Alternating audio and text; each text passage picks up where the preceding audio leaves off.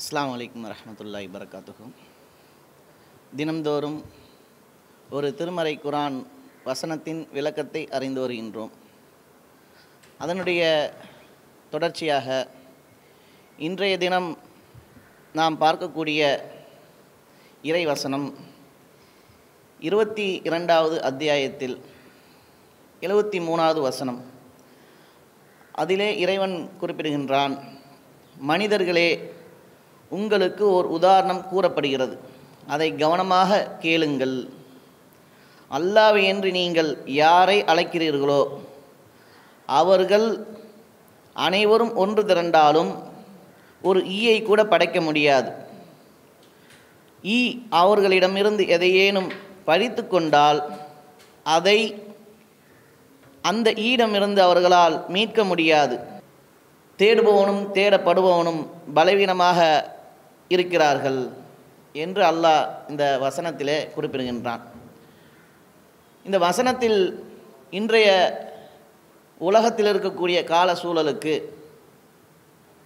எண்ணற்ற செய்திகள், மனிதர்களுக்கு தேவையான தகவல்கள் இதில் இருக்கின்றது. அல்லாஹ்வை என்று யாரை அழைக்கிறீர்களோ அவர்கள் ஒரு ஈயை கூட படைக்க முடியாது என்று அல்லாஹ் ஒரு சிறிய ஒரு படைப்பை பற்றி சொல்கிறான். நம்முடைய காலத்தில் இந்த ஈ என்பது ஒரு அற்பமான ஒரு படைப்பாக, ஒரு பொருளாக நாம் பார்க்கின்றோம். அந்த ஈயை பொறுத்தவரையில் அல்லாஹ் சொல்கின்றான், நான் எப்பேற்பட்ட ஒரு படைப்பாளன் என்பதை இந்த வசனத்தில் மக்களுக்கு தெளிவுபடுத்துகிறான். அதே போல நீங்கள் என்னை விட்டு யாரை அழைக்கிறீர்களோ அவர்கள் நீங்கள் எதை அற்பமானதாக இந்த உலகத்தில் கருதுவீர்களோ, ரொம்ப அற்பமானதாக கருதுவோமே, அதை கூட அந்த நீங்கள் அழைக்கக்கூடியவர்களால் படைக்க முடியாது. அந்த ஈ அவர்களிடமிருந்து எதையேனும் எடுத்து சென்றால், அந்த ஈ நீங்கள் சாதாரணமாக நினைக்கிறீங்களே, ஈ ஒரு பொருளை அவர்களிடத்திலிருந்து எடுத்துகிட்டு போனால் அதை அவர்களிடத்திலிருந்து திரும்ப பெற முடியாது என்று ஒரு அறிவியல் உண்மையும் அல்லாஹ் இதில் குறிப்பிடுகின்றான். அந்த அறிவியல் உண்மையை இன்றைய ஆராய்ச்சியாளர்கள் சொல்லக்கூடிய நேரத்தில் எந்த அளவிற்கு இந்த உலகத்திற்கு தேவையான செய்தியை குறிப்பிடுகின்றான் பாருங்கள். இறைவன் என்றால் அவனுடைய தன்மை எப்படி இருக்க வேண்டும், அவனுடைய படைப்பு எப்பேற்பட்ட ஒரு பிரம்மாண்டமான ஒரு படைப்பாக இருக்கும். சின்ன அற்பமான பொருளாக இருந்தாலும் அதில் எந்த அளவுக்கு நுணுக்கம் இருக்கின்றது என்பதை அதில் நம்ம பார்க்க முடிகிறது.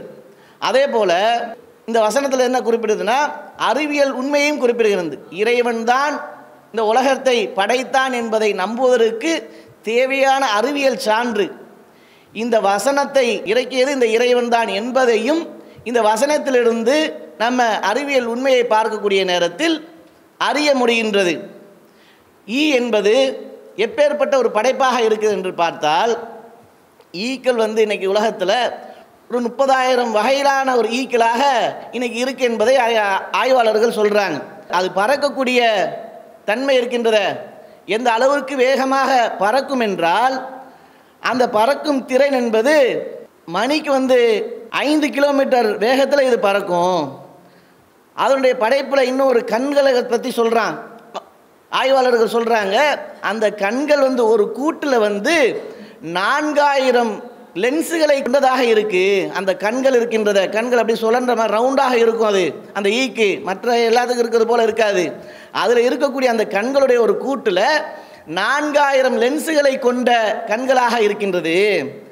அது சாப்பிடக்கூடிய தன்மை, அதோடைய எப்படி அந்த உணவை தேடும் என்றால், நுகரக்கூடிய அளவுக்கு ஒரு இடத்துல உணவு இருக்கின்றது என்றால் அவர் நுகர்ந்து இந்த இடத்துல நமக்கு தேவையான உணவு இருக்குது அப்படின்னு சொல்லி நுகர்ந்து விட்டு அந்த உணவை தேடி செல்லக்கூடிய திறன் கொண்டதாக இந்த ஈ இருக்குது அப்படின்னு சொல்லி இன்னைக்கு ஆய்வாளர்கள் சொல்கிறாங்க. இறைவன் குறிப்பிடுகின்றான, நீங்கள் அந்த ஈ ஏதாவது ஒரு பொருளை உங்களிடத்திலிருந்து எடுத்துகிட்டு போனால் அதை உங்களால் திரும்பி வாங்க முடியாது என்று அல்லாஹ் அந்த வசனத்தில் குறிப்பிடுகின்றானே, அதோடைய உண்மையை நீங்கள் பார்த்தால் மற்ற மற்ற விலங்கினமோ அந்த மாதிரியான உயிரினங்களோ என்ன பண்ணுன்னா எடுத்துகிட்டு போய் அதற்குன்னு ஒரு தன்மை இருக்குது. பொருளை எடுத்துகிட்டு போய் வச்சு கொஞ்சம் கொஞ்சமாக கொத்தி சாப்பிடும். பறவைகளாக இருந்தால் கொத்தி சாப்பிடும். ஒன்று கடித்து சாப்பிடக்கூடியதாக இருக்கும். பற்கள் இருக்கும். பற்கள் இருந்தால் அந்த பற்களால் கடித்து சாப்பிடக்கூடியதாக இருக்கும். இப்படி பல வகையில் உயிரினங்களாக அல்லாஹ் படைத்திருக்கின்றான். ஆனால் இந்த ஈயுடைய தன்மையை பொறுத்த வரைக்கும் இறைவன் குறிப்பின்றான அது எடுத்துகிட்டு போனால் அவங்களால திரும்ப கொண்டு வர முடியாது, திரும்ப பெற முடியாதுன்னு சொல்கிறான்ல. ஈயுடைய தன்மை ஒரு எடுத்துகிட்டு போய் பற்களால் கடித்தோ இல்லை மெண்டோ இப்படி சாப்பிடக்கூடிய ஒரு உயிரினமாக இல்லை. அது தன்னுடைய உணவை வைத்தால் திடப்பொருளாக இருந்தால், ஒரு கடினமான திடப்பொருளாக இருந்தால் என்ன பண்ணுன்னா தன்னுடைய வாயில் இருக்கக்கூடிய அந்த உமிழ் நீரை அந்த உணவில் வைத்து அதை பஸ்மமாக ஆக்கி திரவமாக ஆக்கி உடனடியாக தன்னுடைய வயிற்றுக்குள் கொண்டு போய் சேர்த்துருமா. அந்த பொருளை திடப்பொருளாக இருந்தால், திரவ பொருளாக இருந்தால் உடனே அது உறிஞ்சிடும். அதோடைய வாயுடைய தன்மை எப்படி மற்ற உயிரினங்களுக்கு இருக்கிற மாதிரி இருக்காது, ஸ்பாஞ்சு போல இருக்கும். அதில் திடப்பொருளாக இருந்தால் தன்னுடைய உமிழ் நீரை வைத்து அதை கரைத்து திரவமாக ஆக்கி உடனடியாக தன்னுடைய வயிற்றுக்குள் கொண்டு போய் சேர்த்துரும் அப்படின்னு சொல்லி இன்னைக்கு ஆய்வாளர்கள் கண்டுபிடிச்சு சொல்றாங்க. இதைத்தான் படைத்த இறைவன் சொல்றான்.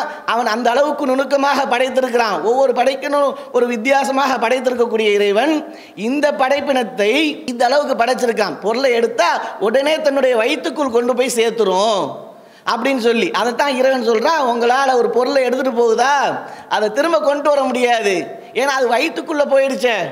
எடுத்துட்டு போய் ஒரு இடத்துல வச்சு சாப்பிடக்கூடியதாக இருந்தால் அது நீங்கள் என்ன பண்ணலாம், நீங்கள் வாங்கி அதை எடுக்கலாம், அதை பறிக்கலாம், இப்படி இருக்கும். உடனடியாக வயிற்றுக்குள் கொண்டு போயிட்டதை உங்களால் திரும்ப வாங்க முடியாது. ஏன் முடியாதுன்ற இன்னைக்கு அறிவியல் உண்மையில் ஆய்வாளர்கள் கண்டுபிடிச்சு சொல்கிறாங்க. அது திரவமாக ஆக்கி உடனே வயிற்றுக்குள் கொண்டு போயிருன்ட்டு. அதைத்தான் இந்த இதிலேருந்து நம்ம பெறக்கூடிய படிப்பினை என்ன, இது 1400 ஆண்டுகளுக்கு முன்பாகவே இறை தூதர் அவர்கள் தன்னுடைய இறைவன் மூலமாக கிடைத்த வகை செய்தியின் மூலமாக சொல்கிறாங்க. இன்னைக்கு ஆய்வாளர்கள் சொல்கிறது பெரிய விஷயம்லாம் பெரிய விஷயம் கிடையாது. அன்றைய காலகட்டத்தில் எந்த ஒரு படிப்பறிவும் இல்லாத அந்த இறை தூதர் அவர்கள் சொன்னார்கள் என்றால் இதிலிருந்து நம்ம பெறக்கூடிய படிப்பினை என்ன, தகவல் என்ன, இது இறைவனுடைய வார்த்தை தான். இறைவனுடைய வார்த்தை இல்லாமல் இதை யாராலும் சொல்ல முடியாது என்பதை நம்ம இந்த செய்தியிலிருந்து பார்க்குறோம். அதே போல் இந்த மாதிரி ஈயை படைக்க முடியாதுன்னு சொல்கிறான்ல, மற்ற மற்ற மலர்களை வணங்குறீங்க, அல்லாவை விட்டு விட்டு நீங்கள் யாரையெல்லாம் வணங்குகிறீர்களோ அவர்கள் இந்த ஈயை படைக்க முடியாது என்று அல்லாஹ் இதில் சொல்லும்போது இறைவனை விட்டு விட்டு மற்றையெல்லாம் மரம் செடி கொடிகள் எல்லாம் வணங்கி கொண்டிருக்கிறீங்களே, இப்பேற்பட்ட நீங்கள் வணங்கக்கூடிய கடவுள்கள் இந்த ஈயை படைக்க முடியுமா அப்படின்னு சொல்லி அதில் அல்லாஹ் அந்த செய்தியை சொல்கிறான். எடுத்துகிட்டு போனால் அந்த பொருளை திரும்ப வர முடியாது. இன்னைக்கு உலகத்தில் மனிதர்கள் பல சக்தி உள்ளவர்களாக, பலம் உள்ளவர்களாக, வசதி வாய்ப்பு நிறைந்தவர்களாக, ஆணவம் கொண்டவர்களாக இருக்கிறாங்க. மனிதர்களுக்கு சொல்கிறான், உதாரணத்தை சொல்கிறான், ஒரு பொருளை நீங்கள் எடுத்துகிட்டு போனால் திரும்ப பெற முடியாது, அதில் ஒன்றுமே இல்லையே, நீ என்ன உனக்கு ஆணவம் கொள்றதுக்கு உனக்கு என்ன இருக்குது, நீ பெரிய சக்தி உள்ளவனாக இருக்கிற, நான் பலசாலி, நான் பொருளாதாரத்தில் மிகைத்து இருக்கிறேன் இப்படின்னு சொல்லி தான் தான் என்று ஆணவத்தில் இருக்கிறிய, இப்பேற்பட்ட ஒன்னால ஒரு பொருளை எடுத்துகிட்டு போனால் கூட திரும்ப பெற முடியாது, நீ என்ன ஆணவம் கொள்றதுக்கு உனக்கு என்ன தகுதி இருக்கு அப்படின்னு சொல்லி மனிதனுக்கு ஆணவம் கொள்ளக்கூடியவனுக்கும் இதிலிருந்து படிப்பினைகளை நம்ம இறைவன் வைத்திருக்கிறான். எப்பேற்பட்ட நபர்களாக இருக்கிறாங்க, எனக்கு பெரிய அறிவு சார்ந்த அறிவாளியாக நான் இருக்கிறேன், நான் உடல் வலிமை மிக்கவனாக இருக்கிறேன், பொருளாதாரத்தில் பெரிய செல்வந்தராக இருக்கிறேன் இப்படின்னு சொல்லி ஒவ்வொரு துறையிலும் நான் வலிமை மிக்கவனாக இருக்கிறேன்னு சொல்லி ஆணவம் கொண்டவர்களாக இருக்கிறாங்களே. மழை ஜலத்தை கழிக்கக்கூடிய இந்த மனிதர்கள் ஒன்று யோசித்து பார்க்கணும். மழை ஜலத்தை கழிக்கக்கூடிய மனிதர்களாக இருக்கக்கூடியவர்கள் அந்த மலம் அவங்களால அடக்க முடியுமா, அதை கண்ட்ரோல் பண்ண முடியுமா, அது கூட முடியாது. அப்பேற்பட்ட இந்த பலவீனமான மனிதர்கள் அவர்களுக்கு அல்லாஹ் ஒரு அழகான ஒரு உதாரணத்தை சொல்கிறான், ஈய சொல்லி சொல்கிறான். நீ பெரிய பலமானவர் சொல்றிய, அறிவாளின்னு சொல்றிய, உனக்கு என்ன அதில் தகுதி இருக்கு அப்படின்னு சொல்லி அல்லாஹ் இந்த வசனத்தில் சொல்லி ஒரு அந்த ஒரு பொருளை எடுத்துகிட்டு போனால் கூட திரும்ப பெற முடியாத சக்தி உள்ளவனாக தான் நீ இருக்கிற, நீ உனக்கு ஆணவம் கொள்றதுக்கு என்ன இருக்கு அப்படின்னு சொல்லி மனிதர்களுக்கு இன்றைய காலகட்டத்தில் தேவையான அனைத்து செய்திகளையும் உள்ளடக்கி இந்த வசனத்தை மனிதனுக்கு அல்லாஹ் வந்து பகுத்தறிவை கொடுத்துருக்கிறான, அதன் மூலமாக சிந்திக்க சொல்கிறான். சிந்தித்தாலே இன்னைக்கு ஒரு வசனம் குறித்து மனிதன் சிந்தித்தாலே போதுமானதாக இருக்கும். ஆணவம் கொள்ளக்கூடாது, நம்ம மிக மிக பலவீனமானவர்களாகத்தான் இருக்கிறோம் அப்படின்றத உணர்ந்து கொள்வான். அதே மாதிரி அல்லாதோரை வணங்கி கொண்டிருக்கிறாங்களே, இவர்களால் இறைவன் படைத்த இந்த அற்பமான ஒரு ஈயை கூட அவர்களால் படைக்க முடியாது, இவர்களை போய் நம்ம வணங்கி கொண்டிருக்கிறோமே என்று புரிந்து கொள்வான். இது இறைவனுடைய வார்த்தை என்பதை புரிந்து கொள்வான். அவ்வளோ செய்திகள் இந்த வசனத்தில் இருக்கு. இதுதான் இந்த வசனத்துடைய விளக்கம் என்பதை கூறிக்கொண்டு எனது இன்று ஒரு இறை வசனத்தை நிறைவு செய்கிறேன். வாஹிதவன் அல்ஹம்துலில்லாஹி ரப்பில் ஆலமீன். அல்லாஹ்